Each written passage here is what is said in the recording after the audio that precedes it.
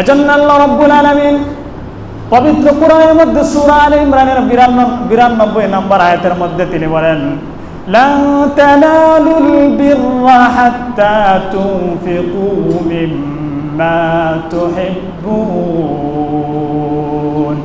আল্লাহ রাব্বুল আলামিন বলেন, শোনো, তোমরা যে জিনিসটা আমার রাস্তায় দান করবা, আমার সন্তুষ্টির জন্য দান করবা, ওই সন্তুষ্টির জন্য যদি দান করতে চাও, তাহলে তোমার সবচাইতে প্রিয় যে জিনিসটা আছে, ওই প্রিয় জিনিসটা আমার রাস্তায় তুমি দান করো। জোরে বলুন সুবহানাল্লাহ।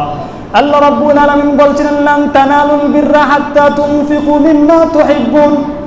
যতক্ষণ পর্যন্ত তোমার প্রিয় জিনিসটা তুমি আমার রাস্তায় দান না করতে পারবে, ততক্ষণ পর্যন্ত তুমি কল্যাণের নাগাল পাবে না।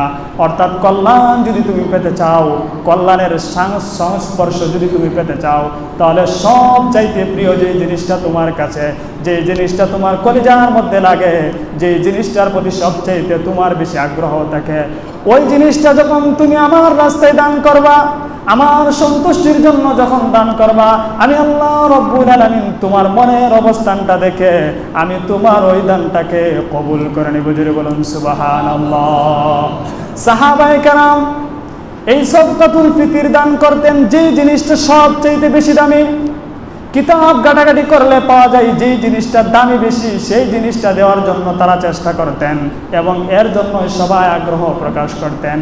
কিন্তু আমাদের কালের পর্যায়ক্রমে আমরা এমন এক অবস্থানে চলে আসলাম, আমরা দানের ক্ষেত্রেও খয়রাতির অভ্যাসটা অবলম্বন করি। খয়রাত বলতে কি? খয়রাত তো ভালো জিনিস, কিন্তু কেন বললাম? খয়রাত শব্দের দুইটা অর্থ আছে, আপনারা লক্ষ্য করবেন। যারা বরিশালের মানুষ আছে এরা ভালো বুঝে। খয়রাত মানে বরিশালের ভাষায় হলো ভিক্ষা করা, আর কোরআনের ভাষায় খয়রাত অর্থ হলো কল্যাণ। কোরআন শরীফের মধ্যে আছে, ফাস্তাবিকুল খায়রাত, তোমরা ভালো কাজের কল্যাণের প্রতিযোগিতা করো। কিন্তু যদি আমি বরিশালের ভাষায় ধরি, মানে আমরা ওই ক্ষেত্রেও কি করি? একটা ভিক্ষুকের ভাব ধরি, আমার কাছে নাই, কোনো রকম দিলাম, তাহলে খয়রাতি করা যাবে না। দানের ক্ষেত্রে এই কোরআনের যে উদ্দেশ্য আছে বা সাহাবায়ে কেরামের যে উদ্দেশ্য আছে, আমরা সেই উদ্দেশ্যের প্রতি লক্ষ্য করে আমাকে দান করতে হবে।